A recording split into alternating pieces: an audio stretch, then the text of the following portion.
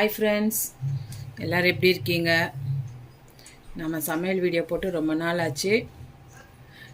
ஒன்றும் இல்லைங்க, சோம்பேறித்தனம் தான், வேறு என்ன. ஸோ இப்போ மறுபடியும் ஃபஸ்ட்லேருந்து ஆரம்பிக்கலான்னு இருக்கேன்.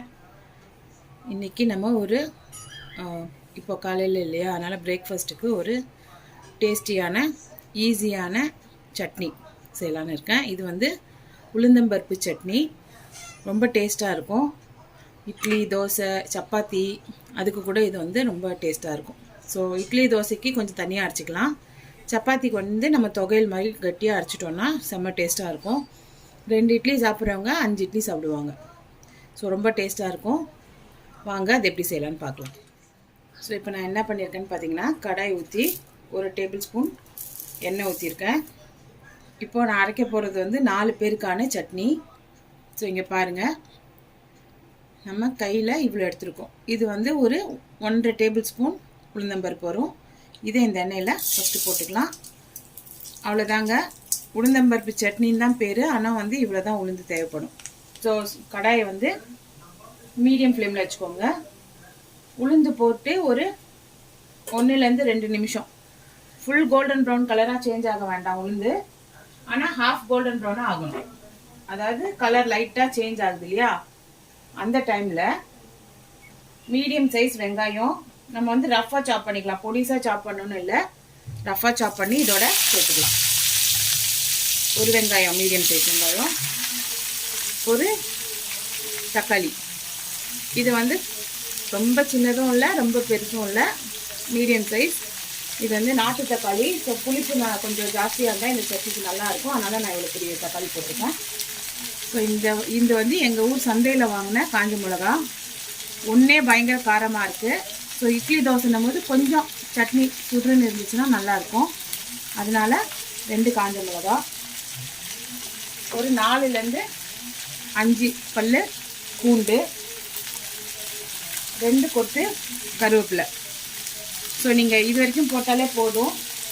ஆனால் கொத்தமல்லி இருக்குது இல்லையா, அதை ஒரு 2லேருந்து 3 ஸ்டிக்கு போட்டிங்கன்னா இன்னும் ரொம்ப டேஸ்ட்டாக இருக்கும். ஸோ நீங்கள் கொத்தமல்லி பிடிக்கும் ஃப்ளேவர்னால் கொத்தமல்லி போட்டு செய்யுங்க. இல்லை எனக்கு கொத்தமல்லியோட ஃப்ளேவர் பிடிக்காது அப்படின்னா வேண்டாம், விட்டுடலாம். ஸோ எல்லாம் போட்டோம்.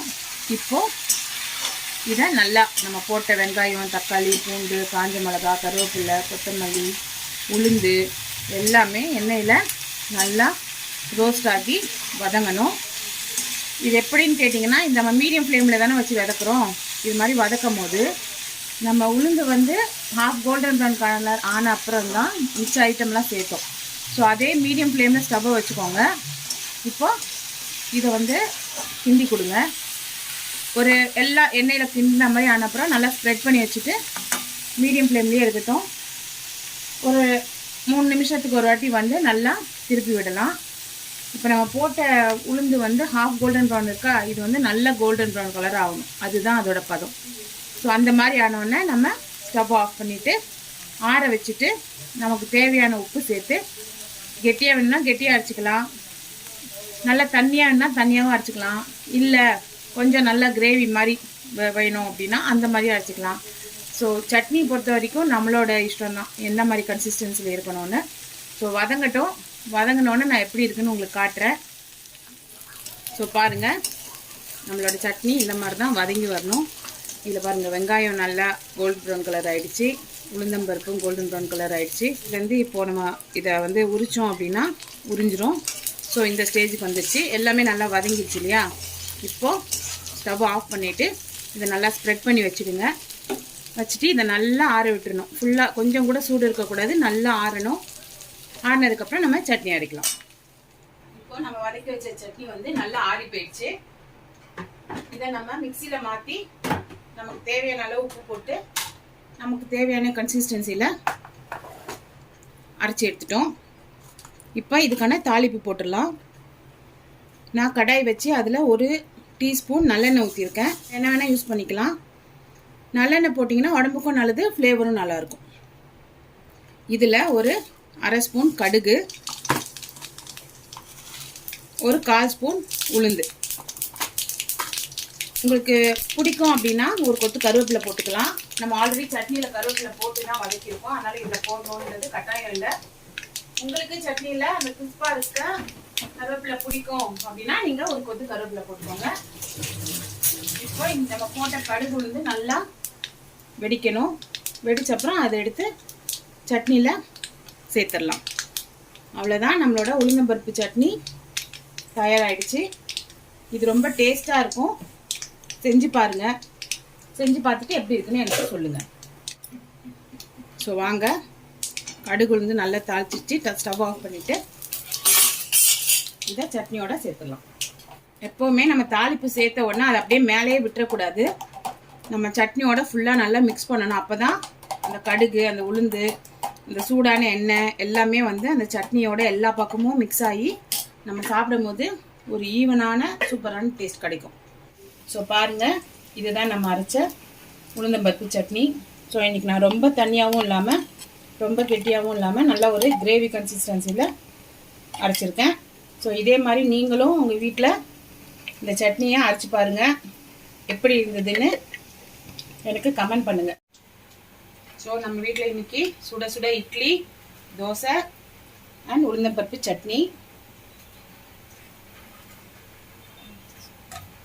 நம்ம எங்களோட இந்த உளுந்தம்பருப்பு சட்னி உங்களுக்கு பிடிச்சிருக்கு அப்படின்னா நம்ம வீடியோவை லைக் பண்ணுங்கள், ஷேர் பண்ணுங்கள். இந்த ரெசிபியை உங்கள் வீட்டில் செஞ்சு பார்த்து எப்படி இருக்குன்னு எனக்கு கமெண்ட் பண்ணுங்கள். முக்கியமாக நம்மளோட சேனலை சப்ஸ்கிரைப் பண்ணுங்கள். பக்கத்தில் இருக்க பெல் ஐக்கானையும் கிளிக் பண்ணி வச்சுக்கோங்க. இனிமேல் கண்டினியூஸாக வீடியோ போடுறதுக்கு ட்ரை பண்ணலாம். Okay friends, have a great day. Bye. So வாங்க, நம்ம வீட்டு குட்டி தான் இன்றைக்கி இந்த சட்னியை டேஸ்ட் பண்ணிவிட்டு எப்படி இருக்குன்னு சொல்ல போனால் பார்க்கலாம்.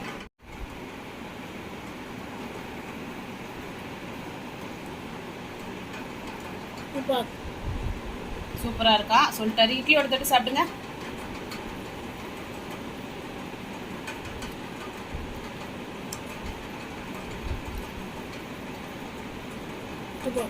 அதுவும் சூப்பராக இருக்கும். ஓகே, நீங்களும் உங்கள் வீட்டில் உங்கள் பசங்களுக்கு இந்த மாதிரி செஞ்சு கொடுங்க. எப்படி இருக்குன்னு எனக்கு கமெண்ட் பண்ணுங்கள். பாய்.